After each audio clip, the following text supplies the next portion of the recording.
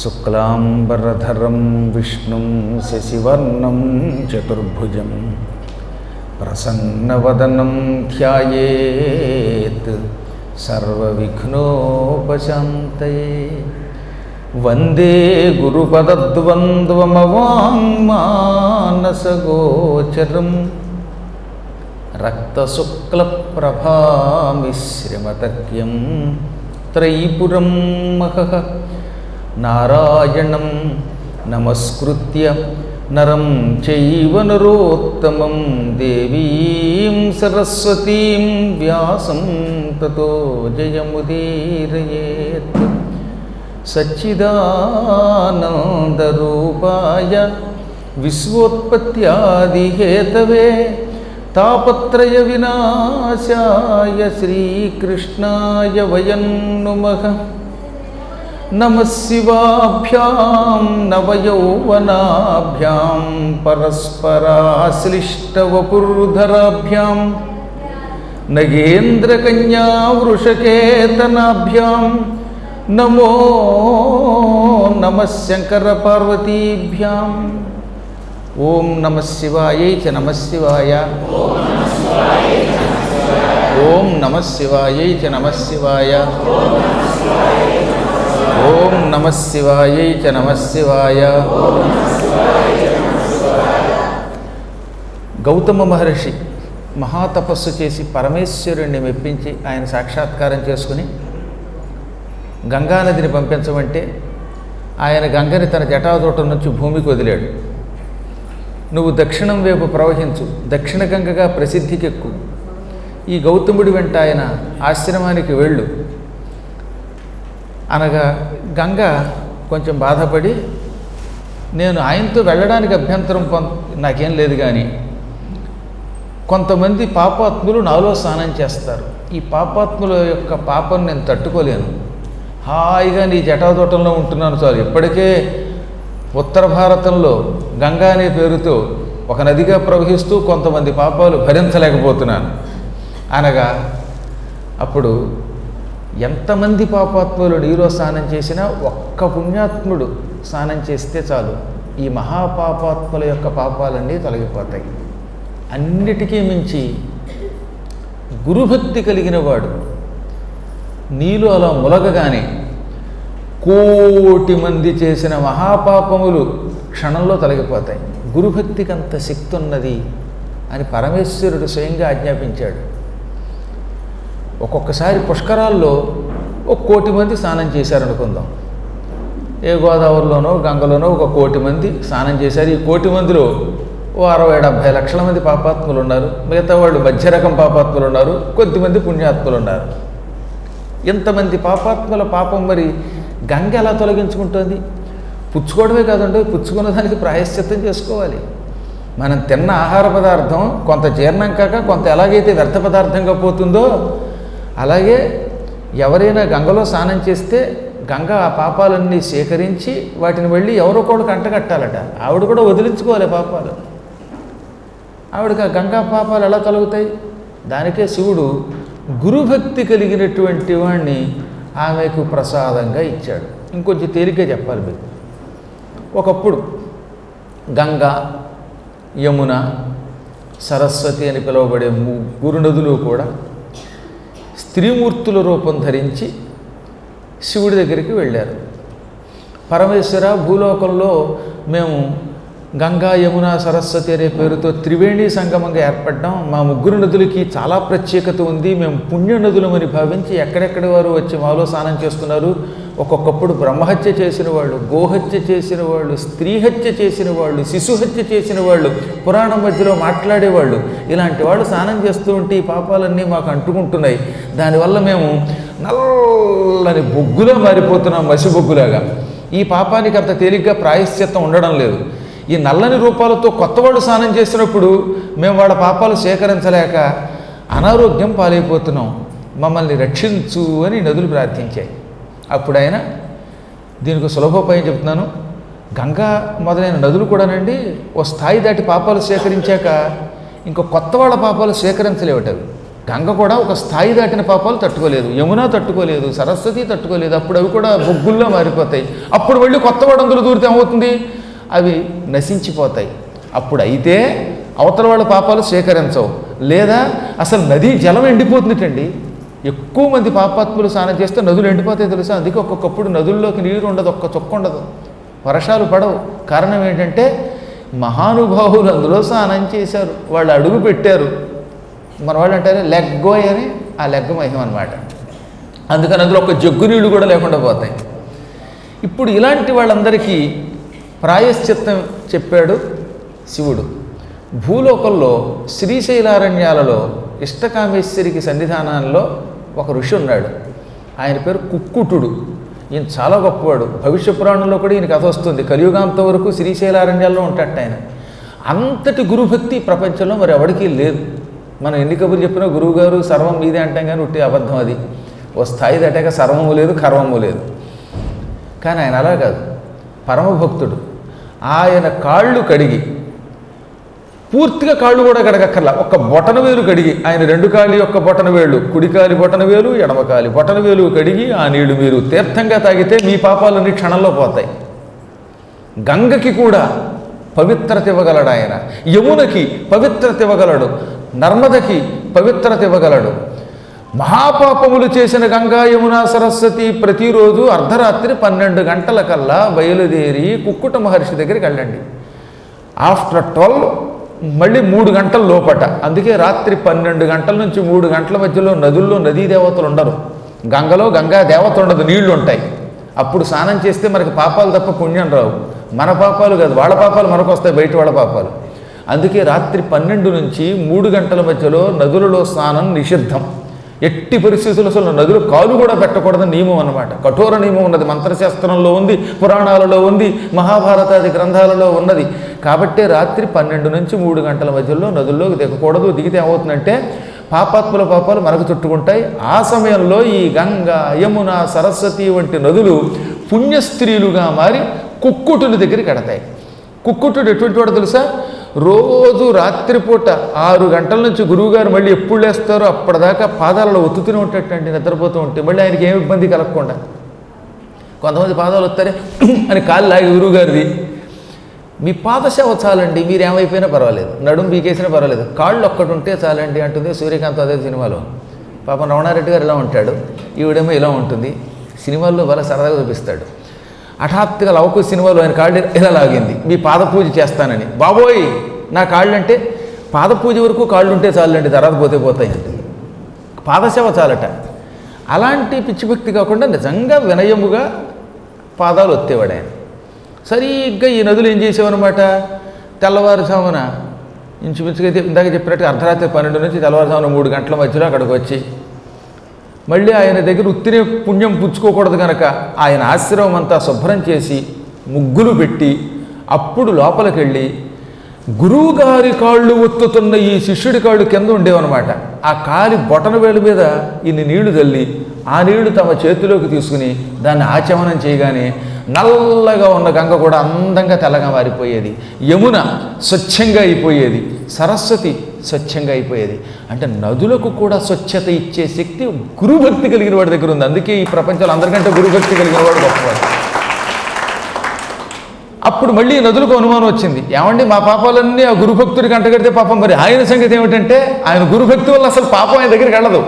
మీరైతే పాపాలు సేకరించి నల్లబడతారు, కానీ ఆయన దగ్గరికి మీ పాపాలు వెళ్ళగానే ఆ పాపములు హాహాకారాలు చేసి భస్మీపటనం అయిపోతాయి, పిడికిడు బూడిదైపోతాయి.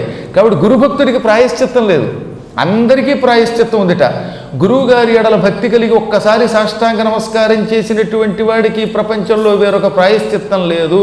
1 కాదు 2 కాదు, సమస్త శాస్త్రాలు, పురాణాలు, ఇతిహాసాలు, మంత్రశాస్త్రాలు అన్నీ చెప్పిన మాట. గురువు మీద భక్తి కలిగిన వాడికి ప్రాయశ్చిత్తం లేదు, వాడికి ఉపాసన అక్కర్లేదు, ఆలయం అక్కర్లేదు, కేవలం గురుదేవ అనుకుంటే చాలు. అలాగని మానేయమని అంతరార్థం కదా అక్కడ, అంటే ఇవి చెయ్యకపోయినా చాలు వాడు ధరిస్తాడని అంతరార్థం అన్నమాట. ఎన్నిసార్లు చెప్పారండి పురాణాల్లో. ఆదిశంకరాచార్యులు వారు ఒక ప్రామాణికుడు, రామానుజాచార్యులు వారు ఒక ప్రామాణికుడు. వాళ్ళు మనకి అవతారమూర్తులు. విష్ణుమూర్తి, సాక్షాత్తు రామానుజుడి రూపంలో వచ్చాడు. అందుకే రామానుజుడు అంటే లక్ష్మణుడు అలా పుట్టాడంటారు, ఆదిశేషుడు అవతారం అంటారు. ఇక శంకరుడు అంటే శంకర సాక్షాత్. వ్యాసుడు చెప్పేక్కర్లా, అటువంటి మహాత్ములు ఎన్నిసార్లు చెప్పారు. గురు చరణాంబుజ నిర్భర భక్త సంసారాత్ అచిరాత్ భవముక్త. ఇంక వేరే ప్రమాణం అక్కర్లా, శంకరుడి భజగోవిందమే మనకి ప్రమాణం. అందువల్లే నీవు ఏమీ భయపడవలసిన అవసరం లేదు. గంగా యమున సరస్వతి కుక్కుటుడి దగ్గరికి వెళ్ళి ఎలా పాపాల నుంచి విముక్తి పొందుతున్నారో అలాగే ఓ గోదావరి అనే పేరుతో దక్షిణ గంగగా ప్రవహించే గంగామాత నీవు కూడా పుణ్యాత్ముల వల్ల పవిత్రురాలి అవుతావు అనగా మళ్ళీ ఆవిడ కొంచెం ఇంకా లోపల బెంగగానే ఉందిట. ఇంతలో గౌతముడు అన్నాడు, ఎంతమంది బతిమాలారో తెలుసా ఆవిడ కిందకి దిగి రావడానికి. ధన్యాసి కృతకృత్యాసి పావితం భువనంత్వయా మాంచ పావయ గంగే త్వం పతంతం నిరయే ధ్రువం. అమ్మా గంగా, అసలు నీవే ధన్యాత్మురాలివి, అన్ని పనులు చేసిన పుణ్యాత్మురాలివి, లోకాలన్నీ పవిత్రం చేసే శక్తి నీకుంది. నరకంలో పడబోతున్న నన్ను కూడా పవిత్రుణ్ణి చేసావు నువ్వు. నాకేదో పాపం ఉందని కొందరు అన్నారు, లేదని శివుడు అన్నాడు. ఒకవేళ నిజంగా వాళ్ళు అన్నట్టుగా పాపం ఉంటే నేను నరకానికి పోయేవాడిని కదా. అది పక్కన పెడితే ఈశ్వరుడి ఆజ్ఞని తిరస్కరిస్తే కూడా పాపమే కాబట్టి అలాంటి పాపాలు కూడా నువ్వు తొలగించగలవు. నన్ను అనుగ్రహించి కలియుగాంతం వరకు ఇక్కడ ఉండమంటే అప్పుడు ఆవిడేమంది, దిగుతాను, శివుని జటాజూటం నుంచి కిందకి దిగుతాను, నీవు నడుస్తూ ముందు పెడుతూ ఉంటే నీ వెనక నేను వస్తాను, నువ్వు ఎక్కడికి రమ్మంటే అక్కడికి వస్తాను, నీతో పాటు వచ్చి ఆవు చచ్చిపోయిన స్థలం మీద ప్రవహిస్తాను, నీ గోహత్యా పాపం తొలగిస్తాను, నీ పేరు మీదుగా గౌతమినవుతాను, ఆవు మీద ప్రవహించి గోహత్యా పాపం తొలగిస్తున్నాను కనుక గోదావరినవుతాను, దక్షిణ గంగా అని పిలువబడతాను. నిజానికి ఆ గోవు గణపతి అని, అది చావలేదని, హత్యాపాపం నీకు లేదని శివుడు చెప్పినప్పటికీ లౌకిక దృష్టితో నీ పాపం తొలగిస్తాను. కానీ ఒక నియమం పెట్టుకుంటున్నాను, నిన్ను నీ ఆశ్రమాన్ని పవిత్రం చేశాక గమిష్యామి నిజస్థానం, నా నిజస్థానానికి అంటే శివజటా చూడటానికి వెళ్ళిపోతానండి. ఇక నేను భూమి మీద ఉండను, మళ్ళీ యథాప్రకారంగా పూర్వంలాగా నేల ఎండిపోతుంది అనగానే శివుడు ఏమన్నాడు, అబ్బెబ్బెబ్బే మళ్ళీ వెనక్కి రావడానికి వెళ్ళేది, ఒకసారి కిందకి దిగింది వెనక్కి రాకూడదు, భూమి మీదకి వెళ్ళావు అక్కడ ఉండు, ఎంతో కాలం వద్దు, వైవస్వతో మనుర్దేవి హ్యష్టావింశత్తమో భవేత్. కలియుగం వచ్చి వైవస్వత మన్వంతరం అయ్యాక మళ్ళీ నెక్స్ట్ 28వ యుగంలో మహామన్వంతరంలో ఈ వైవస్వతుని సోదరుడు సావర్ణి అనేవాడు మనువవుతాడు. ఆ 28వ మన్వంతరం వరకు ఉండు అంటే కేవలం ఈ వైవస్వత మన్వంతరమే కాదట, రేపు సూర్య సావర్ణి అని ఒక ఆయన మనువు అవుతున్నాడు. మీరు దొరకు దేవీ భాగవతంలో విన్నారు, అంతఃపురం మార్కండేయ పురాణంలో కూడా ఉన్నారు. సావర్ణిర్మనుర్భవిత అని సావర్ణి అనేవాడు మనువు అవుతాడు. ఆయన సూర్యుడికి ఛాయాదేవికి పుట్టాడు. సూర్యభగవానుడి పెద్ద భార్య సంధ్యాదేవి కుమారుడు వైవస్వత మనువు, రెండో భార్య ఛాయాదేవి కుమారుడు సావర్ణి మనువు. ఆయన ప్రస్తుతం మెజారిటీ ఉంది కానీ ప్రమాణ స్వీకారానికి కొంత టైం ఉంది, ఇప్పుడున్న పార్లమెంట్ అయిపోవాలన్నమాట. అంటే ఈ వైవస్వత మన్వంతరం అయ్యాక అప్పుడు ఆయన సావర్ణి మనువు వస్తాడు. అప్పుడు దేవేంద్రుడు ఎవరవుతారు, బలిచక్రవర్తి అవుతాడు.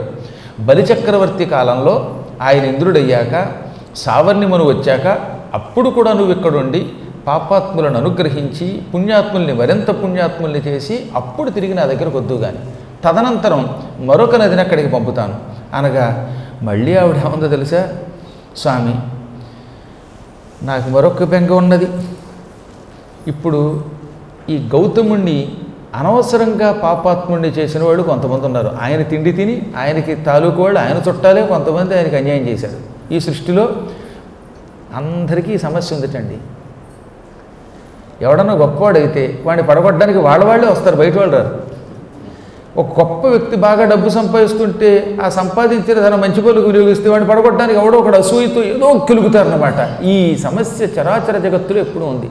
ఇంద్రుడికి రాక్షసుల వల్ల, మహాత్ములకి పాపాత్ముల వల్ల, పండితులకి అపండితుల వల్ల, సాటివాళ్ల వల్ల మా చెడ్డ బాధ ఉంటుందన్నమాట. ఏమిటో తెలియదు మరి కర్మ. బయటవాడు ఎవడంటే హిందూ మతానికి నాశనం చేసిన వాడు ఎవడున్నాడు, బయటవాడు ఎవడో వచ్చాడా? మనవాళ్లే ద్రోహులై అందులో చేరారు. మొట్టమొదట ముస్లింలు తీసుకొచ్చిన వాళ్ళలో ఒక ద్రోహి ఉన్నాడు చరిత్రలో, అందులో పరమపాపాత్ముడైన ద్రోహి ఆ జయచంద్రుడు, పృథ్వీరాజు చావుకు మూలకారకుడు. జయచంద్రుడిని చంపాడు, పృథ్వీరాజుని చంపాడు ఆ గోరీ, మహమ్మద్ గోరీగాడు. అంతఃపురం చరిత్రలో తక్షశిలని పరిపాలించే అంబి అనే రాజు, వాడు పురుషోత్తముడి పడగొట్టడానికి వాడు అలెగ్జాండర్తో కలిశాడు. ఇంకా బ్రిటిష్ వాళ్ళతో కలిసిన వాళ్ళంతా మన సంస్థానాధీశులే. విజయనగర సామ్రాజ్యాధీశులు వెళ్ళి ఈ బొబ్బిలి వాళ్ళని పడగొట్టడానికి వాళ్ళతో కలిశారు. వాళ్ళకి ఉన్న తగాదాల్లో మధ్యలోనేమో పిల్లి తెగు అదేదో తీర్చింది అన్నట్టుగా అయిపోయింది. పెట్టతగు పిల్లి తీర్చిందని ఒక సామెత ఉందిలేండి. అలాగా మనలో మనకు ఐకమత్యం లేక దౌర్భాగ్యులను ఆశ్రయించి వాడి ద్వారా వీడిని పడగొట్టి లాక్కుందాం అనుకుంటే వాడేం చేశాడు, వాడిని చంపాడు, వీడిని చంపాడు, ఇద్దరిని వేసి పారేశాడు. ఇవన్నీ మనం చేసుకునేవే. హిందువులు వెళ్ళి అందులో చేరకపోతే వాడికి ఎవడిస్తాడు ఆశ్రయం అసలు? అంటే మన వాళ్ళు మనకే ద్రోహులు, ఒకడికొకడికి పడదు. ఇప్పుడు ఇలాంటి ఆయన ఎవడో మంచి గొప్ప వ్యాపారం చేసి 4 రూపాయలు సంపాదిస్తే ఈయన పడగొట్టడానికి ఆ పక్కోడు చేరతాడు. ఈ అమ్మాయి ఎవరో బాగా పాడితే పడగొట్టడానికి ఇంకొకటి చేరతాడు. వాడెవడో పురాణం బాగా చెప్తే వాడి మీద పడగొట్టడానికి ఇంకో పౌరాణికుడు తయారవుతాడు. దేశం అండి బాబు, కలియుగం ప్రారంభమైన దగ్గర నుంచి ఇది బాగా ఎక్కువైపోయింది.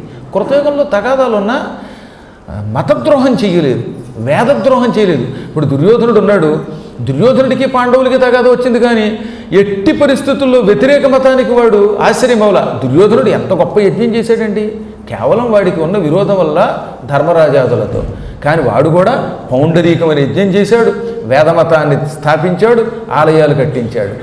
పాండవులు ఎంత బాగా పరిపాలన చేశారో ఇంచుమించుగా అంత బాగా వాడు పరిపాలన చేశాడు. అక్కడ అన్నదమ్ముల తగాదాలు వచ్చాయి, సవతుల పోర్లు వచ్చాయి, కానీ రాక్షసులు కూడా మన దేశానికి కీడు చేయలేదు. వాళ్ళు కూడా ఆలయాలు కట్టించారు. ఎటొచ్చి విష్ణు ఆలయం కట్టించకుండా శివాలయం కొందరు కట్టించారు, శివాలయం కట్టించకుండా విష్ణు ఆలయాలు కొందరు కట్టించారు, కానీ ఆలయాలు పడగొట్టలేదు. యజ్ఞములు మాత్రమే రాక్షసులు పాడు చేశారు తప్ప, అది కూడా దేవతల మీద కసితో దేవతలకి యజ్ఞం జరగకుండా చూశారు తప్ప వాళ్ళ ఇష్టదేవతను పాడు చేయలే. ఇవాళ భ్రష్టత్వం పట్టించేస్తారన్నమాట మనకి. ఇది కలి ప్రభావం. అందుకే ఆవిడ ఏమంది, నీ దగ్గర అన్నం తిని నీ వల్ల ఎన్నోళ్ళు జీవించి 100 ఏళ్ల పాటు నువ్వు చేసిన అన్నదానంతో పైకొచ్చిన వాడు నిన్ను పడగొట్టారు. అటువంటి పాపాత్ములు రేపొద్దు నన్ను ఏం చేస్తారో సంకల్పం చెప్పి గంగ కూడా పాడైపోవాలని సంకల్పం చెబుతారేమో తెలియదు వాళ్ళు. అందువల్ల వాళ్ళకి మాత్రం నేను దర్శనం అవునాను. కానీ అప్పుడు గౌతముడి చిరునవ్వు నవ్వి, నువ్వు అమ్మవి, జలదేవతవి, అటువంటి నీకు పక్షపాతం ఏమిటి?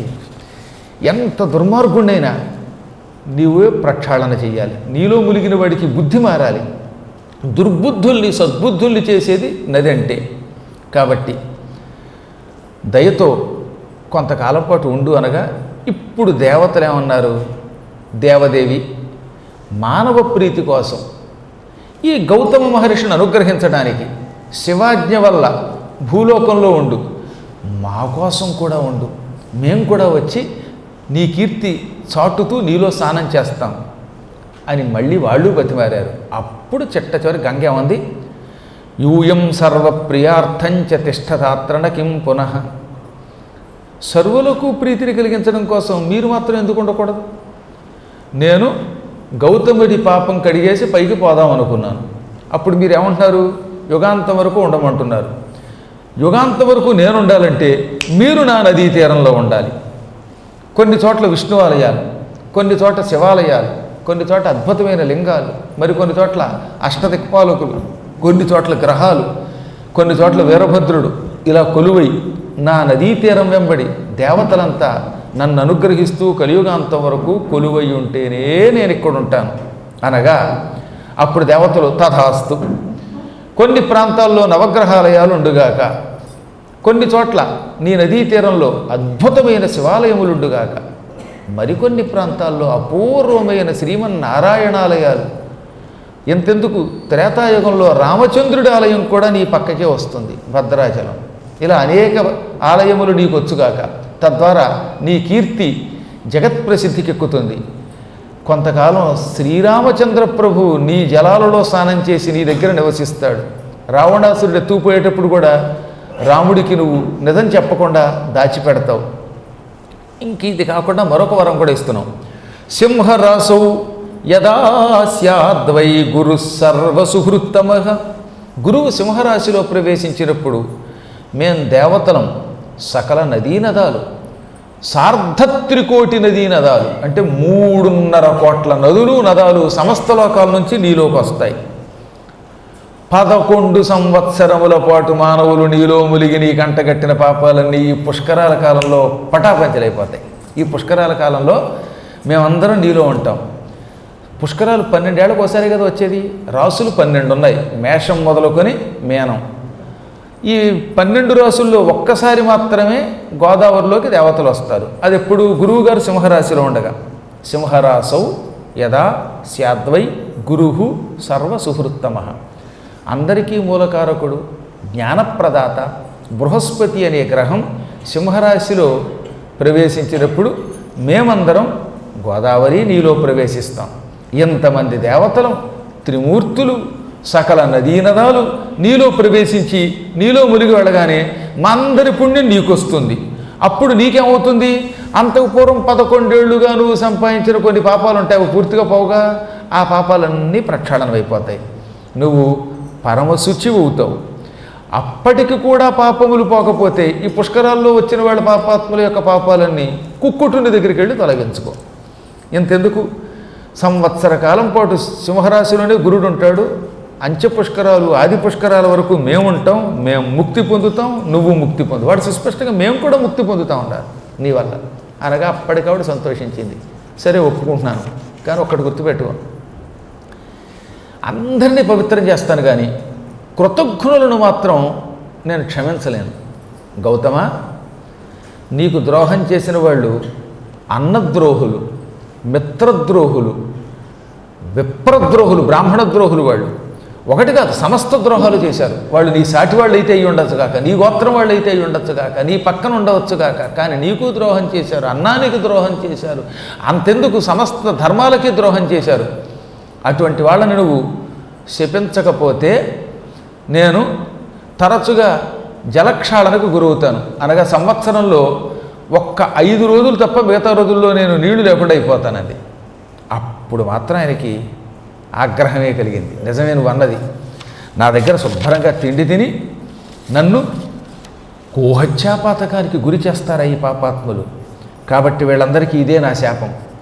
ఎవరెవరు నాకు అన్యాయం చేశారో, ఎవరెవరు నాకు ఈ హత్యాపాపం అంటగట్టాలనుకున్నారో అటువంటి వాళ్ళందరికీ కూడా, ఈ దుర్బుద్ధి కలిగినటువంటి వాళ్ళందరికీ కలియుగాంతం వరకు తిండి లేకుండా అయిపోగాక, నీచుల దగ్గర నీచదానాలు పుచ్చుకుందురుగాక, మద్యపానం వంటి వ్యసనాలకు గురైపోదురుగాక, మహాపాపాత్ములు వదురుగాక, కాల్చిన ముద్రలు ఒంటి మీద చిహ్నాలు ధరించెదరుగాక, దారిద్ర్యంతో పీడింపబడుదురుగాక. తతో భవంతు చండాల దుఃఖ దారిద్ర్య పీడితా శఠా నిందకరా సర్వే తప్త ముద్రాంకితా సదా. ఒళ్ళంతా తప్తముద్రాంకితాలై చండాలురై దుఃఖాలతో పీడింపబడుతూ మూర్ఖులై ఇతరులను నిందించేవారై నానాయాతన పడండి. ఎక్కడ మీ ముఖాల్లో కళాకాంతులు లేకుండా అయిపోగాక, మీ వంశాల్లో తరచుగా దౌర్భాగ్యులు పుడుదురుగాక అని శపించాడు. దెబ్బకి హడిలిపోయి వీళ్ళంతా వచ్చి, అయ్య బాబోయ్, మాలో కొంతమంది చేసిన పాపానికి మా కుటుంబాలన్నింటినీ శపిస్తావా గౌతమ అని కాళ్ళు పట్టుకున్నారు. అప్పుడు ఆయన జాలిపడి ఏమన్నాడో తెలుసా? మీలో దాదాపు ఒక 100-150 మంది మాత్రమే ఈ పాపం చేశారు, వాళ్ళకే ఈ శాపం ఇచ్చాను. వాళ్ళు మొత్తం 3-4 గోత్రాల వాళ్ళు. మీకు నేను ప్రాయశ్చిత్తం చెబుతున్నాను. నేను చెప్పినట్టు చేస్తే నా శాపం మీకు అంటదు, నేను చెప్పినట్టు చేయకపోయారా ఇక మీకు ఆ శాపం శాశ్వతంగా కలియుగాంతం వరకు ఉంటుంది. మిమ్మల్ని ఎవరూ బాగు చేయలేరు, త్రిమూర్తులు కూడా బాగు చేయరు ఆయన అన్నమాట. అది ఇంతకీ ఏమిటా ప్రాయశ్చిత్తం? నా శాపం మీకు తగలకూడదనుకుంటే ప్రతిరోజు ఉదయం లేచి సంధ్యావందనం చేయండి. ప్రొద్దుట, మధ్యాహ్నం, సాయంత్రం 3 పూట్ల చేయండి. 3 పూట్ల చేయలేకపోతే కలియుగంలో 2 పూట్లైనా సంధ్యావందనం చేయండి. సంధ్యావందనం చేస్తే మీకు ఈ పాపం అంటదు. రెండవది ఏంటి? పితృకార్యాలు చేయండి, ఆబ్దికాలు పెట్టండి. మీ పితృదేవతలకి తద్దినం పెట్టినంతకాలం మీకు ఈ దరిద్రం అంటదు, ఈ దుఃఖం అంటదు, రోగాలు అంటవు. లేదా మీ గృహాలలో అందరూ రోగాలతో, దారిద్ర్యంతో, దుఃఖంతో, నిరంతరం మనోయాత్రతో బాధపడుదురుగాక, అపనిందల పాలైపోదురుగాక అన్నాడు. శాపం పెట్టిన ఎంత మంచి ప్రాయశ్చిత్తం చెప్పాడండి. అందుకే కలియుగంలో మనం తరించాలంటే, సుఖంగా ఉండాలంటే, ఈ శాపాలన్నింటి నుంచి బయటపడాలంటే సంధ్యావందనం చేయాలి. అదేం పెద్ద పని, ఒక్క 10 నిమిషాలు మన కోసం కేటాయించలేమా? సంధ్యావిహీనా పశుభిస్ సమానా. సంధ్యావందనం చేయని వాడికి పశువుకి తేడల. అందువల్ల సంధ్యావిహీనులు పశువులతో సమానులట. ఎన్ని ఉపాసనలు చేసినా సంధ్యావందనం చెయ్యాలి. అందున వీలుంటే పొద్దుట సాయంత్రం కూడా చేయండి. పురాణానికి వచ్చే ముందు కనీసం అర్ఘ్యప్రదానమే చేస్తున్నాక ఒక్కోసారి మాకు కుదరకపోతే అర్ఘ్యమైనా ఇవ్వాలట, అదొక నియమం అంతే. ఈ మాత్రం చేయలేకపోతే వాళ్ళు ఎవరు బాగు చేయరు. కొంతమంది ఇళ్లలో తద్దినాలు పెట్టరు, అదేంటో మరి. తల్లిదండ్రులకి నానుకున్న వాళ్ళకి ఇంత తద్దినం పెట్టడానికి ఏమొచ్చింది అసలు మీకు? అన్నానని కాదు కానీ ఏమైనా కష్టం అది? పితృగారికి అమ్మకి తద్దినం పెట్టక, నాన్నగారికి తద్దినం పెట్టక, నువ్వేమో డబ్బు కోసం ఎక్కడికైనా పెడితే అది ఎంత జబ్బది? పితృదేవతల కార్యక్రమాలు మాత్రం ఎట్టి పరిస్థితుల్లో విడిచిపెట్టకూడదు. దేవతా కార్యక్రమాలు మానివేస్తే దేవతలు కొంతవరకు క్షమిస్తారట. యజ్ఞములు చెయ్యకపోయినా ఇంద్రుడు క్షమిస్తాడట. కానీ పితృదేవత యజ్ఞం చేయకపోతే, ఈ తద్దినముల పేరుతో ఎంతో కొంత కార్యక్రమం జరగకపోతే అటువంటి వాడి కుటుంబం ఎప్పుడు శాంతితో ఉండదు. అందుకే కొంతమంది మొహాలు ఎప్పుడు ఏడుపు మొహాలే. ఎప్పుడు అది లేదు ఇది లేదు, వాడికి ఆ డబ్బు రాలేదు వీడికి ఈ డబ్బు రాలేదు, ఉన్న ఒక్క ఇల్లు వాడికి ఎవడికి రాయాలి వీడికి ఎవడికి రాయాలి, ఎవడొచ్చి కొట్టుకుపోతాడో తెలియదు. రోజు బెంగేనా? మనస్సులో ఒక్క సుఖం ఉంటుందండి. చాలామంది చూస్తున్నాను అనమాట. పితృ కార్యక్రమం జరపనటువంటి వాళ్ళకు చూడండి, నేను ఎరిగిని పాపం ఒక ఆవిడికి 2 కొడుకులు, ఒక కొడుకు చచ్చిపోయాడు, ఇంకొక్కడు మిగిలాడు. వాడికి లంకంత ఇల్లు ఉంది. పశ్చిమ గోదావరి జిల్లాలో తాడేపల్లిగూడెంలో బ్రహ్మాండమైన ఇల్లు ఉంది. తల్లిదండ్రులకి ఇద్దరికీ తద్దినం పెట్టాలి. వాడు తద్దినం పెట్టడం మానేశాడు. ఇప్పుడు ఏమిటో తెలుసా? ఆ ఇంటి కోసం కోర్టులో నానా రకాల దాయాదులు, అసలు ఏ సంబంధం లేని వాళ్ళంతా కోర్టులో వేశారు. అందులో ఒకడట, ఎప్పుడో మీ నాన్నగారికో తాతగారికో నేను దత్తుడిని కూడా అంటట. అదేదో పత్రం పట్టుకొచ్చాట. వీడుండగా మరి దత్తుడు ఎక్కడి నుంచి వచ్చాడో తెలియదు. ఇవన్నీ ప్రూవ్ అవ్వవు. అంటే వీడి ఇల్లు వీడికి దక్కట్లా, ప్రస్తుతం కోర్టులో పెండింగ్లో ఉంది. వీడికి ఆ ఇల్లు వచ్చేలోపు వీడు చచ్చిపోతాడు. ఎందుకంటే ఇప్పుడు 70 ఏళ్ళు వచ్చాయి. 15 ఏళ్ళుగా కోర్టులో వ్యవహారం ఉంది. ఈ 15 ఏళ్ళుగా కోర్టు ఏం చేసిందంటే ఇల్లు హ్యాండ్ ఓవర్ చేసుకుని దాన్ని అందాకేదో అద్దెపోయా సీలో వేసారో ఏం చేశారో తెలియదు. ఇల్లు వాడికి ఉపయోగంలా, వాడు అక్కకి దక్కలా, తమ్ముడు ఎలాగో పోయాడు, తల్లి పోయింది, తండ్రి పోయాడు, వీడున్నాడు, వీడి పిల్లలకి దక్కదో, దాయాదులకి దక్కదో. చివరికి కోర్టులో ఒకవేళ కర్మగాలు దగ్గర ఈ ఇల్లు అమ్మగా వచ్చిన డబ్బు ప్లేడర్ల ఖర్చులకు పోతాయి. ఆస్తి పోతే పోయింది కానీ లా తెలిసింది అంటాడు వాడు. ఈ తీర్పు వచ్చేలోపు వీడే పోవచ్చు. ఇంకా యమలోకంలోకి వెళ్ళాక ఏది ఇల్లు ఎక్కడుంది అంటే నీ గూడెం ఎక్కడ, ఆ గూడెం కాదు అంటాడు యముడు. ఏమో మానవుల కర్మయోగి. గృహము దక్కడం లేదంటే, కుటుంబంలో శాంతి లేదంటే, నీ ఇంట్లో నీ భార్యకు అనారోగ్యంగా ఉంటుందంటే, నీ బిడ్డలు సుఖంగా నీతో కలిసి ఉండలేకపోతున్నారంటే, నీకు ఇంత అన్నం పెట్టేవాడు వేళకు లేకపోతున్నాడంటే, ఇవన్నీ పితృదేవతల అనుగ్రహములు లేకపోవుట అని 1కి 2 సార్లు పురాణాలు తెగ చెప్పాయి. అప్పుడు ఎంతో కొంత కార్యక్రమం చేయి. అంటే ఉదాహరణకి ఆరోగ్యం సహకరిస్తే పూర్తిగా తద్దినం పెట్టు. అదేం పెద్ద కష్టం కాదు. అసలు నన్ను అడిగితే పితృకార్యములు చేయించేటటువంటి బ్రహ్మగారికే ముందు నమస్కారం చేయాలని శాస్త్రం చెబుతున్నది. పురోహితులు దేవకార్యములు పితృకార్యములు చేయించేవాడు ఇద్దరూ ఒకేసారి ఎదురుగుండా ఉంటే ముందు పితృయజ్ఞం చేయించేవాడికి సాష్టాంగపడ్డాక అప్పుడు ఈ రెండో వాడికి నమస్కారం చేయమన్నారు పెద్దలు. ఎందుకంటే పితృదేవతలను తరింపజేసి నీ కుటుంబాన్ని నీ వంశాన్ని అభివృద్ధి చేస్తున్నాడు కనుక, అంత గొప్పవాడట. కాబట్టి ఈ కార్యక్రమం చేయాలి. పాపం ఒక్కొక్కళ్ళకి అనారోగ్యం వచ్చి తద్దినం పెట్టి 12 దాకా తిండి తినకుండా ఉండలేడు కనుక అలాంటప్పుడు కొంచెం ఏ పాలో ఓ పండో తీసుకుని కూడా తద్దినం పెట్టచ్చు. ఆ మాత్రం కూడా కూర్చోలేనంత అనారోగ్యంతో ఉంటే స్వయం పాకమైన ఇమ్మన్నాడండి. ఓ 3 భోక్తలకి మంచి స్వయం పాకం దక్షిణతో అయినా ఇవ్వాలి. ఏదో ఒకటి చేయకుండా మాత్రం ఉండకూడదు, ఏదో ఒకటి చేయి. అలా చేసిన వారికి ఈ శాపాలు ఉండవు. అందువల్ల పితృకార్యము, సంధ్యావందనము ఇవి తెలిసి కానీ తెలియక కానీ ఒక గౌతమ మహర్షి కోసమే చెప్పట్లా. గౌతమ మహర్షి ఏదో కొంతమందికి శాపం పెట్టాడు, వాళ్ళకి ప్రాయశ్చిత్తం చెప్పాడు, పితృయజ్ఞం చేయమన్నాడు, సంధ్యావందనం చేయమన్నాడు. ఇది మనందరికీ పనిచేస్తుందట. మనం కూడా తెలుసో తెలియకో భూమి మీద పుట్టాక అనేక కర్మలు చేశాం, ఎన్నో పాపాలు చేస్తూనే ఉన్నాం. మనం కావాలని చేయకపోవచ్చు, కానీ కర్మయోగం వల్ల కొన్ని చేస్తూ ఉంటాం. ఒక ఆయన ఎంతో గోభక్తి కలిగిన వాడు ఉన్నాడు. ఒక కుర్రాడు, అతనికి ఆవులంటే ప్రాణం. కర్మగాలి కారు డ్రైవ్ చేస్తుంటే ఆవు దూడొచ్చి కింద పడి చచ్చిపోయింది. ఆ పూట అతను ఏడ్చాడండి. అయ్యో, నేను ఎంతో భక్తితో గోవుల్ని సేవిస్తాను, కానీ ఈ దూడొచ్చి నా కింద పడి పేడైపోయి చచ్చిపోవడం ఏమిటని ఏడ్చాడు. అప్పుడు నేను, నాయన ఇదే ప్రారంధం అంటే, నీకు భక్తి ఉన్నది కానీ నీ చేత హత్య చేయించే కర్మ ఎక్కడో ఉంటుంది. ఇటువంటి వాటికి ప్రాయశ్చిత్తం ఒకటే, అయితే సంధ్యావందనం లేదా పితృ కార్యక్రమం. కానీ ఇతనికి తల్లిదండ్రులు బతుకున్నప్పుడు ఇతను ఎలా పెడతాడు పితృకార్యం? అప్పుడు ఇతని తల్లిదండ్రులు పెట్టాలి. లేదా మరొక ప్రాయశ్చిత్తం, ఇళ్లలో ఏ తాతగారిదో మరొకళ్ళదో తద్దినం వచ్చినప్పుడు తండ్రి ఒకవేళ తద్దినం పెడితే పెడతాడు. ఈ దిక్కుమాల తండ్రులు పెడతారని నమ్మకం కూడా లేదు కదా. తద్దినం పెట్టమంటే కోపం కూడా వస్తుంది కొంతమందికి ఈ మధ్యన. అటువంటిప్పుడు ఈ మనవడే ఈ పితృదేవతల పేరు చెప్పి స్వయం పాకము దక్షిణ దానం ఇస్తే ఆ పాపం కూడా కొంతవరకు ప్రాయశ్చిత్తం అవుతుంది. సంపూర్ణంగా కాకపోయినా ఏదో రకంగా ప్రాయశ్చిత్తం చేసుకోవలసిందే.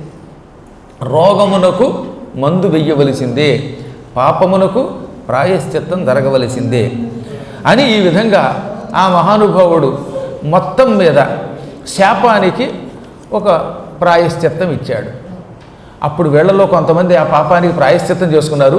మిగతా వాళ్ళు కాంచీ నగరం పోయారట, కంచికి పోయారట. కంచిలో ఎప్పటికి కూడా నాస్తికవాదం చేస్తూ బతుకుతున్నారట వాళ్ళు కొంతమంది. కాబట్టి వాళ్ళు కాంచీ నగరానికి పోయారు. నేనేది ఉత్తునే చెప్పట్లా సుమా, సుస్పష్టంగా ఇందులో కాంచ్యాం చక్రుర్ నివాసముహి శైవధర్మ బహిష్కృత. ఈ శివధర్మం నుంచి బహిష్కృతులు ఈ గౌతముని శాపానికి గురైన కొంతమంది కాంచీ నగరానికి పోయి అక్కడి నుంచి తమిళనాడులో మకాం పెట్టి వాళ్ళే అనమాట నాస్తికవాదంతో దరిద్ర పార్టీ పెడతారట వాళ్ళు. వాళ్ళ పుత్రులు కూడా శివధర్మం నుంచి బహిష్కరింపబడ్డారు. భవిష్యత్తులో కలియుగంలో ఇలాంటి వాళ్ళు కొందరు ఉంటారు. మహాత్ములైన వాళ్ళు కొంతమంది పశ్చాత్తాపంతో సంధ్యావందనాదులు చేసుకుని అందులోంచి బయటపడ్డారు. అప్పుడు గౌతముడి వెంట ఈ గోదావరి నది ప్రవహించింది. ఆయన వెనకే దబ దబ దబ బయలుదేరింది. మొదట బొటన వేలంత పుట్టిందిట. శివజటాతోటం నుంచి గౌతమీ నది అంగుష్ట ప్రమాణం బొటన వేలంత పుట్టింది. అందుకే మీకు నాసికా త్రంబంధకం దగ్గర ఇక్కడ గోదావరి పుట్టిందని చూపిస్తారు. అక్కడ బొటన వేలంతే ఉంటుంది. చిన్న రంధ్రం గుండా ప్రవహించి ఓ చెరువులో వస్తుంది. ఆ చెరువులోకి నిండడానికి చాలాసేపు పడుతుందన్నమాట. క్రమక్రమంగా అందులోంచి వచ్చి దారిలో అనేకమైన వాగులను, వంకలను, చెరువులను, నదులను కలుపుకొని ఇక్కడికి వచ్చేసరికి ఏకంగా ఎంత గోదావరి అయిందండి బాబు. భద్రాచలం దగ్గరకు ముందు కోనవరం అని ఉంటుంది. ఆ కోనవరం దాకా పెద్దగా ఏముండదా, అక్కడి నుంచి శబరి కూడా కలుస్తుంది. ఇంకక్కడి నుంచి విజృంభించి ఇటు వచ్చేసరికి మనకి చాలా పెద్దదై రాజమండ్రి దగ్గర ధవళేశ్వరం దగ్గర మహావైశాల్యంతో ఉంటుందన్నమాట. దక్షిణ గంగా అని పిలువబడి అక్కడి నుంచి మళ్ళీ 7 పాయలై అక్కడి నుంచి మళ్ళీ ఆ 7 పాయలు ఒక్కొక్క పాయ ఒక్కొక్క రకంగా వెళ్ళి సముద్రంలో కలుస్తుంది. గౌతముడి వెంట వచ్చిన ఈ నది ఇవాళ మనం గోష్పాద క్షేత్రం అని పిలుస్తున్న కొవ్వూరు ప్రాంతం దగ్గర అక్కడే గోవు చచ్చిపోయిన స్థలం అని చెప్పుకున్నాం కదా మనం. ఆ గోవు చచ్చిపోయిన స్థలం నుంచి ప్రవహించి వెళ్ళగానే అమ్మయ్య, పాపం చేసినా చేయకపోయినా పాపం బలాత్కారంగా నాకు అంటగట్టబడింది, ఆ పాపం నుంచి కూడా అంటే అభాండమనే పాపం నుంచి కూడా విముక్తి పొందాను అనుకున్నాడు ఆయన. ఆ క్షేత్రమునకు గోష్పాదం అని పేరు పెట్టాడు. అప్పుడు ఈశ్వరుడు ప్రత్యక్షమై ఇక్కడ నువ్వు స్నానం చేసి ధన్యాత్ముడవుక అని ఆదేశించగానే సంకల్పం చెప్పుకు స్నానం చేసి ఈశ్వర నాకు ఇంకొక కోరిక ఉంది అన్నాడు ఆయన. ఏమిటి కోరిక అన్నాడు ఆయన. నేను ఎక్కడ తపస్సు చేశానో అక్కడ కలియుగాంతం వరకు నా పేరు మీదుగా నువ్వు లింగ రూపంతో ఉండు. అది కూడా మామూలు లింగం కాదు, జ్యోతిర్లింగంగా ప్రజలను అనుగ్రహించు. సాధారణ లింగాలకి జ్యోతిర్లింగాలకి తేడా ఉంది. లింగము కొన్ని పాపాలే తొలగిస్తుంది, జ్యోతిర్లింగం ప్రారబ్ధ కర్మలను కూడా తొలగిస్తుంది. భయంకరమైన బ్రహ్మహత్యాది మహాపాపాలు స్పర్శ వల్ల తొలగించే శక్తి ఒక్క జ్యోతిర్లింగానికే ఉంటుంది. అందువల్ల నువ్వు సాధారణ లింగంగా కాకుండా జ్యోతిర్లింగంగా మారి మమ్మల్ని అనుగ్రహించు అనగా తథాస్తు. నాసిక ప్రాంతంలో నువ్వు స్నానం చేసి నిరంతరం నా కోసం తపస్సు చేసిన చోట, నేను నీకు ప్రత్యక్షమైన చోట నీ పేరు మీదుగా గౌతమేశ్వరుడు అనే పేరుతో ప్రసిద్ధికి ఎక్కుతాను. కానీ చాలామందికి గౌతమేశ్వరుడు అంటే అర్థం కాదు గనక, ఆ ప్రాంతం నాసిక గనక, నేను 3 కళ్ళు కలిగి నీకు ప్రత్యక్షమయ్యాను గనక త్ర్యంబకేశ్వరుడు అనే పేరుతో కలియుగాంతం వరకు ఉంటాను. ఈ జ్యోతిర్లింగం అత్యంత పవిత్రమైనది. గోహత్యా పాపం కూడా తొలగిస్తుంది. మహాకృతఘ్నత అనే పాపాన్ని తొలగిస్తుంది. కృతఘ్నుడి పాపానికి ప్రాయశ్చిత్తం లేదే. కానీ ఈ త్ర్యంబకేశ్వర లింగాన్ని ముట్టుకున్నవాడు కృతఘ్నుడు కూడా కృతఘ్నతా పాపం నుంచి విముక్తి పొందుతాడు అని వరం ఇచ్చాడు. ఆ క్షణమే ఆయన అక్కడ లింగరూపం ధరించాడు. ఆ లింగంలో తన జ్యోతిష్ని నింపాడు. అదే ఇవాళ నాసికా త్ర్యంబకేశ్వరము అనే పేరుతో సుప్రసిద్ధికెక్కింది. అది గౌతముడి పేరు మీదుగా గౌతమేశ్వర లింగం అని కూడా పిలువబడింది. మహాద్భుతమైన ఫలితం ఇచ్చేటటువంటిది అది. ఈ కథని శ్రద్ధాశక్తులతో ఉన్నవాళ్ళు తెలుసో తెలియకో ఇతరులకు ద్రోహం చేస్తే అటువంటి ద్రోహాల పాపాలు కూడా పోతాయట. పరద్రోహం చేయకుండా మానవుడు ఉండలేడండి అనుకుంటాం. కానీ ఎంతో కొంత పరద్రోహం చేస్తాం. పైకి అందరం మంచివాళ్ళమే, హాయిగా ఇంత నామాలు పెట్టుకుని ఎదురుగుండా కూర్చున్నంత మాత్రం చేత అందరూ మంచివాళ్ళు అనుకోవడానికి వీల్లేదు. లోపల ఏముంటుంది, ఏం తెలుస్తుంది? ఒక్కొక్కసారి కలియుగ ప్రభావం వల్ల కూడా ఎంత గొప్పవాళ్ళైనా దుర్బుద్ధి రావచ్చట. ఈ క్షణంలో ఎంతో మంచిగా ఉండే ఈయనే కాసేపు నాక ఏదైనా చెడ్డ పని చేయాలనిపించవచ్చు.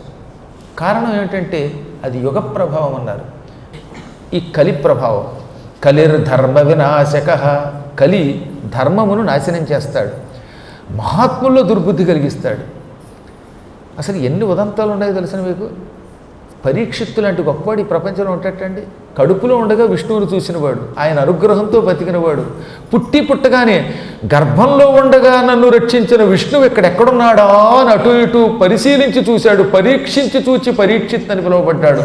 అంతటి మహాత్ముడు కూడా దాహానికి తట్టుకోలేక శమీక మహర్షి మెడలో చచ్చిన పాము వేశాడంటే అదే కలి ప్రభావం అన్నారు. కలిర్ ధర్మ వినాశక. అలాంటి వాళ్ళు ఏం చేయాలి? త్ర్యంబకేశ్వర లింగాన్ని దర్శనం చేసుకోవాలి, వీలుంటే ముట్టుకోవాలి. ఇటువంటి పాపములు పోతాయన్నమాట. ఇక ఇప్పుడు మరొక అద్భుతమైన జ్యోతిర్లింగం వైద్యనాథేశ్వర జ్యోతిర్లింగం. ఇది కొంచెం జాగ్రత్తగా వినవలసిన కథ.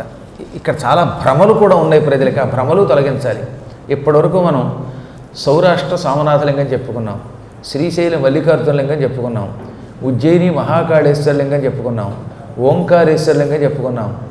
ఆ తర్వాత వైద్యనాథుడిని ఇప్పుడు చెప్పుకోబోతున్నాం, డాకిని భీమశంకరుని చెప్పుకున్నాం, ఆపై కేదారేశ్వర జ్యోతిర్లింగ మహామహిమ చెప్పుకున్నాం, నాసికా త్ర్యంబకేశ్వర జ్యోతిర్లింగ మహిమ చెప్పుకున్నాం. ఇక ఇప్పుడు చెప్పుకోవాల్సింది వైద్యనాథేశ్వరుడు ఒకడు మిగిలాడు, రామేశ్వరుడు మిగిలాడు, నాగేశ్వరుడు మిగిలాడు, ఘుస్వేశ్వరుడు మిగిలాడు. ఈ వైద్యనాథేశ్వర లింగం గోకర్ణేశ్వర లింగము రెండూ ఒకే రకంగా కనపడతాయి. కాకపోతే గోకర్ణేశ్వరానికి వైద్యనాథుడికి తేడా ఉంది. గోకర్ణ క్షేత్ర మహిమ కూడా ఇందులో ఉంది, కాకపోతే అది లింగ పురాణంలో కూడా మళ్ళీ వస్తుందనుకోండి. వైద్యనాథలింగమేమో జ్యోతిర్లింగం, గోకర్ణలింగమేమో ఆత్మలింగం. రావణాసురుడు రెండింటి కోసం ప్రయత్నించాడు, అది ఇప్పుడు మనం తెలుసుకుందాం. రావణో రాక్షసశ్రేష్ఠో మానపరాయణగా ఆరరాధహరం భక్త్యా కైలాసే పర్వతోత్తమే. పూర్వం పులస్త్యుడని ఒక ప్రజాపతి ఉన్నాడు. ఈ పులస్త్య ప్రజాపతికి విశ్రవసుడనే కొడుకు పుట్టాడు. ఈ విశ్రవసుడి రెండవ భార్య పేరు కైకసి, పరమసుందరులండి. ఇంకా సౌందర్యాన్ని వర్ణిస్తే మీరు 3 రోజుల పాటు రాత్రిపూట పలహారం కూడా తినలేరు. ఆ కామరూపిణి కాకపోతే ఆవిడ ఏ రూపం కావాలంటే రూపం ధరిస్తుందట. రాక్షసులకు అదృష్టం ఏంటంటే రూపం మార్చుకోగలరు. స్వర్పణకు అంతేగా అందంగా మారి వచ్చింది, ఆ తర్వాత అసలు రూపము ధరించింది. అలాగే విశ్రవసుడి యొక్క రెండవ భార్య కైకసి కూడా ఒక 8 తాడి చెట్లు పొడుగంత మాత్రమే ఉండేదిట. ఆవిడ పొట్ట సంపత్ నగర్లో మొదలెడితే నల్ల చెరువు చివరిదాకా వెళ్ళేదిట. ఆ నల్ల చెరువు దాకా వెళ్ళిన ఆ పొట్టను చూసిన వాళ్ళు తెల్లబోయేవారట. వాడు కొళ్ళ పొడిచి కడుపులో వేసుకోగలదనమాట. రోజు 5-6 ఏనుగుల్ని పొద్దుటిపూట అవలేలగా పంటి కింద వేసుకుని పటక్క నవ్వలేదు. మీరేమో జీడిపప్పు కూడా తినలేకపోతున్నారు. కాబట్టి చెప్పొచ్చేది ఏంటంటే ఆవిడ అంత భయంకరంగా నల్లగా ఉండేది. కానీ అదృష్టం ఏంటంటే భగవంతుడు ఆవిడకి కామరూపం ధరించే శక్తి ఇచ్చాడు. అందుకే ఆవిడ సుందరి రూపం ధరించింది. ఆ సుందరి యొక్క వల్లో పడ్డాడు విశ్రవసుడు. ఇంటి దగ్గర ఇలబెల్ల లాంటి అందగత్తి ఉంటే ఈవిడ బుట్టలో పడి ఈవిడిని పెళ్లి చేసుకున్నాడు. ఆవిడ వల్ల 3 కొడుకులు, 1 కూతురు పుట్టారు. రావణుడు, కుంభకర్ణుడు, విభీషణుడు, శూర్పణఖ. శూర్ప అంటే చేట అనమాట. చేట ఎంత ఉంటుందో అంత నఖ గోరు కలిగింది గనక శూర్ప నఖ శూర్పణఖ. ఆవిడ గోళ్ళు చేటల్లో ఉండేవన్నమాట.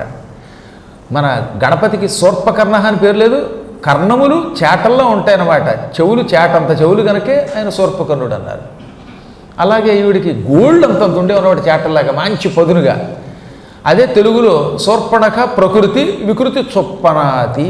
చొప్పనాతి అంటే శూర్పణఖ, అంతకంటే అర్థమేం లేదు. ప్రకృతి వికృతి అని పూర్వం నేర్పేవారు తెలుసుగా మీకు. సింహము సింగము, అవునా? అలాగే అగ్ని అగ్గి.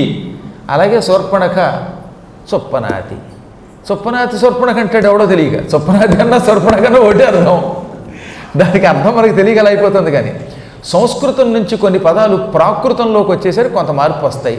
ఆ ప్రాకృతం నుంచి తెలుగులోకి వచ్చిన వాటిని ఏమంటారనమాట? వికృతి అంటారనమాట. సంస్కృత ప్రాకృత శబ్దాలు తెలుగులోకి వస్తాయన్నమాట. ఉదాహరణకి సంస్కృతంలో అంగారహ, అంగారహ అంటే అగ్ని, అది ప్రాకృత భాషలో ఇంగాలము, అదే తెలుగులో ఇంగలం, ఇంగలంలో పడ్డాడు అంటే నిప్పులో పడ్డాడని అర్థం అనమాట. అలాగే సంస్కృతంలో అగ్ని, ప్రాకృతంలో అగ్గి, తెలుగులో అగ్గి. అలాగే సంస్కృతంలో శూర్పణఖ, అదే ప్రాకృతంలో చొప్పనక్క, అదే తెలుగులో చొప్పనాతి. ఇలా సంస్కృతం నుంచి ప్రాకృతానికి కొంత మారి ప్రాకృతం నుంచి తెలుగుకి వచ్చేసరికి పూర్తి విచిత్రంగా మారిపోతాయి అనమాట. సింహ, సింగాలో, తెలుగులో సింగం. కొంచెం రెండు భాషలు నేర్చుకోవడం పెద్ద కష్టం కాదనమాట. భలే భలే పాటలు ఉండేవాడి పూర్వకాల్లో. మన అదృష్టవశాత్తు అలాంటి కవులు ఒకప్పుడు ఉండేవారు. పాపం ఉన్న పెంగళి వారు కూడా పోయారు. ఇప్పుడు ప్రాకృతం బాగా చదువుకున్న వాళ్ళు తగ్గిపోయారు. కానీ ఇప్పటికీ ప్రాకృతంలో కవిత్వం రాసేవాళ్ళు కొంతమంది కాశీలో ఉన్నారు. అసలు ప్రాకృతం నేర్చుకోకుండా సంస్కృతం నేర్చుకునేవారు కదనమాట. కాళిదాసు గారు కానీ, అలాగే వాసవదత్త నాటకాల్లో కానీ ఈ సామాన్యులు ఉంటారు, పరిచారకులు ఉంటారు కదా, దాసదాసీ జనాలు సంస్కృతం బదులుగా ప్రాకృతం మాట్లాడేవారు అనమాట. అవన్నీ అందులో బలి ఉంటాయన్నమాట. దమ్మ అంటే ధర్మశబ్దం దమ్మ అయిపోతుంది అనమాట. గుణసుందరి కథ అని ఒక సినిమా ఉంది ప్రాచీన కాలంలో. అందులో పెంగళి నాగేంద్రరావు గారు పూర్తిగా ప్రాకృతంలో ఒక పాట రాయించాడనమాట, ఒక యక్షిడి కోసం. మన నాగభూషణ్ అని ఒక యాక్టర్ ఉండేవాడు కదా, ఆయన భార్య పేరు సీత, ఆవిడ ఒక యక్షిడిగా మారుతుంది అందులో. ఆ యక్షిడి చేత ప్రాకృతంలో పాట రాస్తారనమాట. పుంజోలే జక్కడ అయితే మోము బిల్లి బిల్లి అని ఒక అందమైన పాట రాస్తారు. ఆ పాట వినండి ఈసారి. ఆ పాటకు అర్థం ఏమన్నా అర్థమవుతుందా? అది ప్రాకృతం. ఆ రోజుల్లో మహానుభావులైనటువంటి రచయితలు, ఆ హెచ్ఎం రెడ్డి గారు లాంటి దర్శకులు ఉండేవారు. ఎంత గొప్పవాళ్ళు అండి. బిఎన్ రెడ్డి గారు, తర్వాత నాగిరెడ్డి గారు, ఈ హెచ్ఎం రెడ్డి గారు, వీళ్ళందరికీ సంస్కృతం మీద ప్రాకృతం మీద పూర్తి పట్టు. కట్టమంచి రామలింగారెడ్డి గారు సంస్కృతంలో అలా మాట్లాడుతుంటే మతిపోయేది తెలిసిన మీకు. ఇళ్లలో వ్యవసాయం చేసుకునేవాళ్ళు మాట్లాడేవారు. మీకు ఒక చిన్న విషయం చెప్తాను, ఇది అప్రస్తుతం కాదు, ఇలాంటివి తెలుసుకుని భాష మీద అభిమానం పెంచుకుంటారని చెబుతున్నాను. ఇప్పుడున్న కట్టమంచి రామలింగారెడ్డి గారు మనకి ఆంధ్ర యూనివర్సిటీకి వైస్ ఛాన్సలర్గా ఉండేవారు. ఆయన తాతగారి పేరు కూడా రామలింగారెడ్డి, అదే పేరు మనవడికి పెట్టారు. ఆ తాతగారు ఇంట్లో అన్నం దగ్గర కూడా సంస్కృతం మాట్లాడితే కానీ అన్నం పెట్టద్దని వట్ట పెళ్ళని, భార్య చేత కూడా సంస్కృతం మాట్లాడించేవాట. ఇది ఇప్పుడు ఈ కట్టమంచి రామలింగారెడ్డి గారి తాతగారు. ఆయన కొడుకు వ్యవసాయానికి వెళ్ళాడు. కర్మగాలి అక్కడ ఒక బురదలో కూరుకుపోయాట. అది ఊబి అలా గొంతుకు దాకా దిగిపోతున్నాడు, చచ్చిపోతాడు. అందుకని ఆయన కంగారులో మాం రక్షసి అన్నట్ట. అంటే ఆయన మాం రక్ష అంటేగా నేను రక్షించను. సంస్కృతంలో ఇంత పెసరు కూడా, నువ్వు నాకు ఒక రక్ష అనే పదం వాడితేనే నేను రక్షిస్తాను, కరెక్ట్ చేసుకో అన్నట్ట. ప్రాణం పోతుందంటే ప్రాణం పోయినా లాంగ్వేజ్ అన్నట్టు ఆయన. అంటే అసలు వాడు ఈ భాషకి ఎంత ఇంపార్టెన్స్ ఇచ్చారో ఆలోచించండి. సంస్కృతంలో కానీ తెలుగులో కానీ అపశబ్దం వస్తే ఒప్పుకునేవారు కదా. అప్పుడు నాన్న అని కరెక్ట్ చేసుకున్నాక అప్పుడు వచ్చి తాడిచ్చి బయటికి లాగేట. ఆ కథల్లో రామలింగారెడ్డి గారు రాసుకున్నారండి. ప్రాణమా వ్యాకరణమా, వ్యాకరణమే ప్రాణం అన్నారట వాళ్ళు. తెలుగు సంస్కృతాన్ని అలా రక్షించారండి వాళ్ళు. ఇంగ్లీష్ మీడియం పెట్టి ఇంగ్లీష్లో చదువుకోండి, తెలుగుని కంపు చేయండి అని అలా. ఇంగ్లీష్ చదువుకో కాదంటల్లా, కానీ తెలుగు నేర్చుకోకపోతే రేపు నువ్వు కావు అంటావా లేకపోతే బేరం అంటావా? ఇన్ని రకాలైనటువంటి భాషల్ని స్పష్టంగా నేర్చుకోవాలి. నేర్చుకుంటే మనకి పట్టు వస్తుంది భాష మీద, పురాణాల మీద పట్టు వస్తుంది. అప్పుడు పురాణం చెప్పిన వాడికి అది లేనివాడు చెప్పిన దానికి ఎంత తేడా వస్తుందో తెలుసిన మీకు. భాష మీద బాగా పట్టు కలిగిన వాడు చెప్పేటటువంటి పురాణం 10 కాలాల పాటు నిలబడుతుంది. మీ వంటి వాళ్ళు ప్రామాణికంగా తీసుకుంటారు. లేకపోతే ఎంత ప్రమాదం అండి, ఏదో నోటుకు వచ్చింది చెబుతాడు. అలా చెప్పడం వల్ల ఇవాళ మనకు అసలు దేవుడి దగ్గరికి వెళ్ళడానికి కూడా భయపడిపోతాం. శివలింగం ముట్టుకోకూడదని ఒకడు అంటాడు. శివలింగం ముట్టుకోకపోతే శివలింగాన్ని ముట్టుకుంటావుటాయా నువ్వు? శివలింగాన్ని ఎందుకు ముట్టుకోకూడదు? నీ ఇంట్లో శివలింగాన్ని ముట్టుకోకూడదని శివుడు చెప్పాడా? ఈ పురాణాల్లో చెప్పినవని కాదంటాడా? ఎవడ పడితే వాడు వచ్చి ఆ బీజం పలకూడదు అంటాడు. బీజాక్షరాలు కొన్ని పలకూడదని ఎవడు చెప్పాడు? కొన్నింటికి నియమాలు ఉన్నాయి. కొన్ని అందరూ చేసుకోవడం కోసమే అసలు స్తోత్రాల రూపంలో ఇచ్చాడు వ్యాసుడు. అందరూ చేసుకోవచ్చు అని చెప్పాడు అక్కడ ఆయన. కొన్ని చోట్ల ఎవరు పడితే వాడు చేసుకోవద్దు, గురూపదేశం లేదే అంటాడు ఆయన. అలాగే కొన్ని పత్రులతో అందరూ ముట్టుకొని చేసుకోవచ్చు. విధవులేమో అసలు శివలింగం పూజ చేయకూడదు అన్నట్టు ఎవడో దౌర్భాగ్యుడు. దాంతో ఆడవాళ్ళు వైధవ్యం పొందినవాళ్ళు బెంగ పెట్టుకుని ఆడవడం మొదలుపెట్టారు. విధవ కనుక శివలింగాన్ని స్ఫటికలింగాన్ని పూజ చేస్తే అటువంటి ఆవిడికి జీవితంలో ఎప్పుడు ఏ దుఃఖం రాదని శివపురాణంలో ఉంటుంది. అంటే ఈ పురాణాలన్నీ తీసి పక్కన పెట్టేస్తారన్నమాట వాడు. కారణం ఏంటంటే వాడికి రాక. గరుడ పురాణంలో స్త్రీవాద పురుష కశ్చిదిష్టస్య కురుతే క్రియామని ఉంది. స్త్రీ లేక పురుషుడు ఎవరైనా తనకి ఇష్టం కలిగిన వాడికి అంత్యక్రియలు చేయొచ్చు, వాళ్ళకి పితృకార్యాలు చేయొచ్చు అని ఉంది. స్త్రీ అనేదానికి అర్థం రాయడం అనేసారు కొందరు ఈ మధ్యన.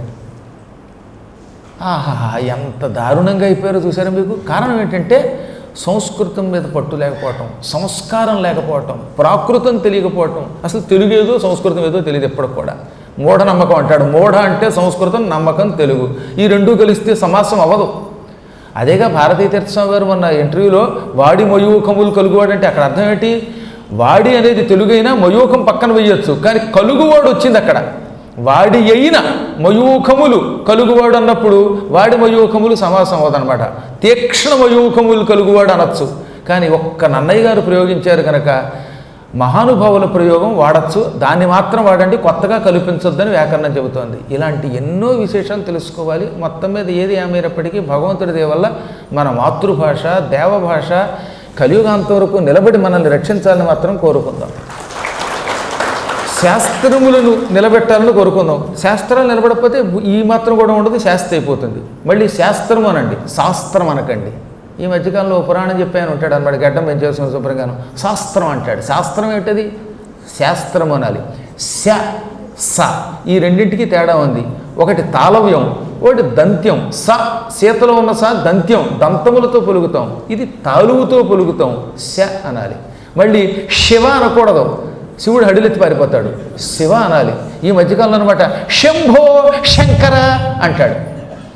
ఇవన్నీ కిరస్థానం వాళ్ళ వల్ల వచ్చినటువంటి కంపు అన్నమాట.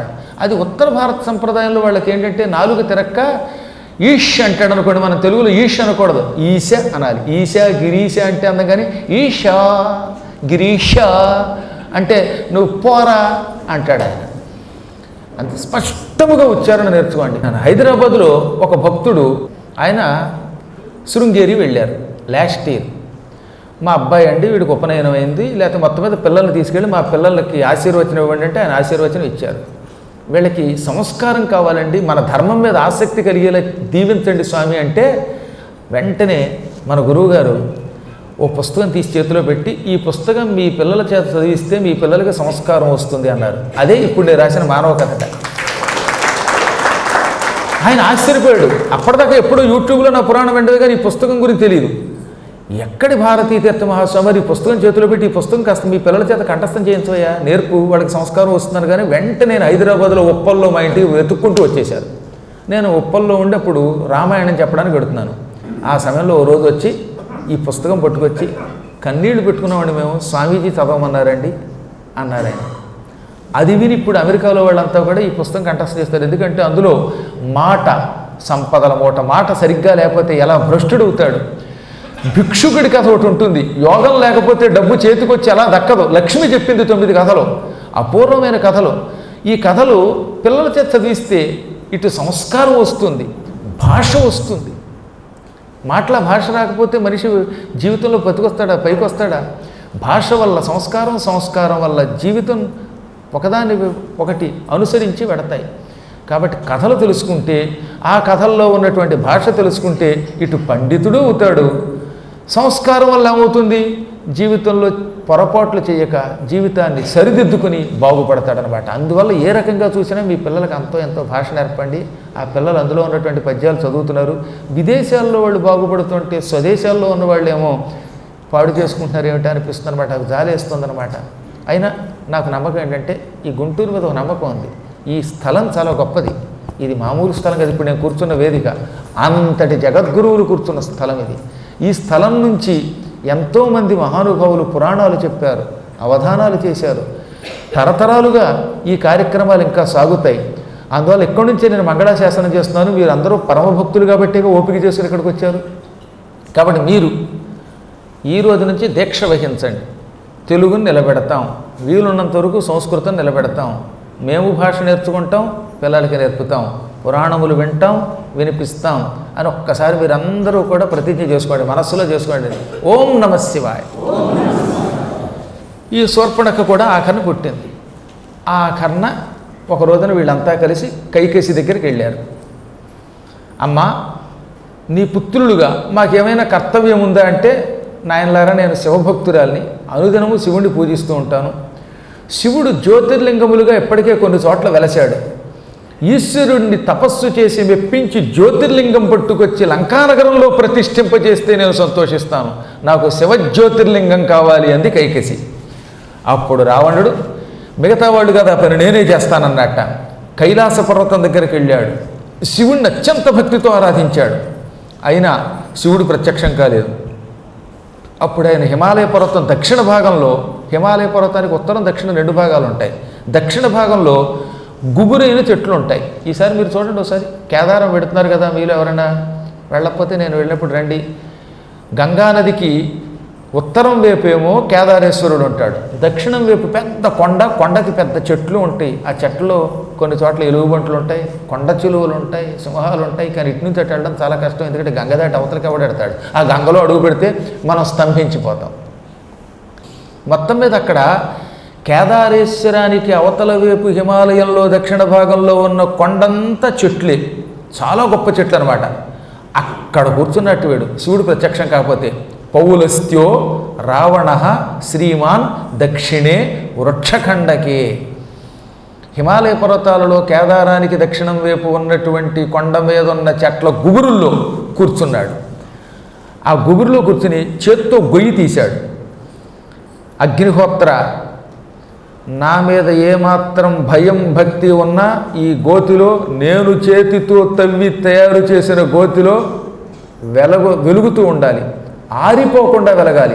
నా తపస్సు పూర్తయ్యేదాకా అగ్ని వెలగాలి, లేదా భవిష్యత్తులో నీ అంతం చూస్తాను అని బెదిరించగానే అగ్నిహోత్రుడు అడిలిపోయి, రావణ నువ్వు చేత్తో పెద్ద గొయ్యి తీసావు ఈ దక్షిణ ప్రాంతంలో కొండలో, ఆ గోతిలో నువ్వు వద్దన్నంత వరకు వెలుగుతానని వెలగడం మొదలెట్టాట.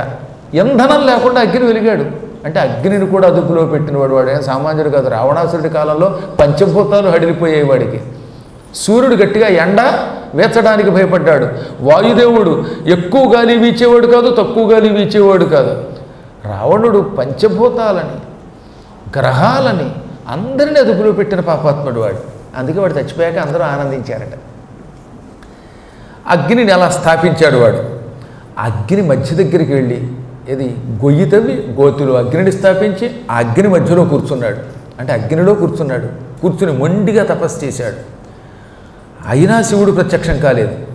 అగ్నిలో కూర్చుని మాడిపోతూ తపస్సు చేసిన ప్రత్యక్షం కావా శివ ఆయన వెంటనే కత్తి తీసుకుని వరసగా 9 సార్లు తన తలకాయలు నరుక్కున్నాడు. ఒక తల నరికేసరికి ఇంకో తల వచ్చేది. ఆఖరిని ఇంకొక తల మిగిలింది. 9 తలలు నరుక్కున్నాడు, 10వ తల మిగిలింది. అప్పటికి శివుడికి జాలి కలిగింది. వెంటనే ప్రత్యక్షమయ్యాట. నాయన ఎంత మొండివాడివిరా నువ్వు, నా కోసం ఈ చలిలో తపస్సు చేశావు, అగ్నిలో దిగావు, ఆఖరికి తలలు కూడా నరుక్కున్నావు. నీ 10 తలలు యథాతథంగా వస్తాయి. నువ్వు తలుచుకుంటే దశశిరస్కుడు అవుతావు, లేదా ఏకశిరస్సుతో ఉండగలుగుతావు. ఈ 10 తలలు నీకు మహాశక్తినిస్తాయి. 20 చేతులతో 10 తలలతో నువ్వు చచ్చేదాకా జగత్ప్రసిద్ధికి ఎక్కుతావు. మెచ్చుకున్నాను నీ మొండితనానికి, ఇంకా మెచ్చుకున్నాను నీ భక్తికి, నీ పరవశత్వానికి. అందుకే చెచ్చెర ప్రత్యక్షమయ్యాను, మెచ్చి ఇచ్చుకోవడానికి వచ్చాను వరాలు, పుచ్చుకో ఏం కావాలో అన్నాడు.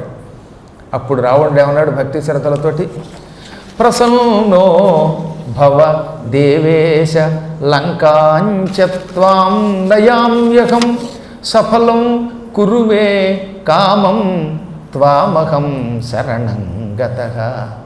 దేవదేవా నువ్వు ప్రసన్నుడు అయ్యావా, ఇంతకంటే కావలసిందేముంది? జగదీశ్వరుడి అనుగ్రహం కోసం కోట్ల సంవత్సరాలైనా ఎదురు చూస్తున్న వాళ్ళు ఎంతోమంది ఉన్నారు. వారెవరికీ ప్రత్యక్షం కాని నీవు నా కోసం తొందరగా ప్రత్యక్షమయ్యావు. ఆనందంతో పరవశుండైపోతున్నాను. నాకు నువ్వు జ్యోతిర్లింగాన్ని ప్రసాదించు, నీ జ్యోతిష్యుని లింగరూపంలోకి మార్చి ప్రసాదించు. దాన్ని పుచ్చుకుని లంకకి పోతాను. లంకలో నీ జ్యోతిర్లింగాన్ని ప్రతిష్ఠించి నిరంతరం పూజిస్తాను. దానివల్ల లంక నాశనం లేకుండా ఉంటుంది, నాకు మరణం ఉండదు అనగా శివుడు సంకటంలో పడిపోయాడు. జ్యోతిర్లింగం నిజంగా వాడికి ఇచ్చాడా, వాడు లంకలో దాన్ని ప్రతిష్ఠించాడా, ఇక రావణునికి మృత్యువు లేదు. వాడితో పాటు వాడు తమ్ముళ్ళకి కూడా మృత్యు ఉండదు. రాక్షసులు వచ్చి పూజిస్తే వాళ్ళకి మృత్యు ఉండదు. అందుకని ఆయన ఒక్క క్షణం ఆలోచనలో పడ్డాడు. ఈ దుర్మార్గుడికి జ్యోతిర్లింగం ఇచ్చానా వీడు కొంప ముంచేస్తాడు. ఇప్పటికే వీడి పాపాలతో పంచభూతాలు అల్లాడిపోతున్నాయి. అగ్నిహోత్రాదులు శివశివ ఈ దుర్మార్గుడు ఎప్పుడు చస్తాడు, వీడు మమ్మల్ని అదుపులో పెడుతున్నాడు, మేమంటే భయం భక్తి లేకుండా ఉన్నాడని రోజు నా దగ్గర మొరపెడుతున్నారు.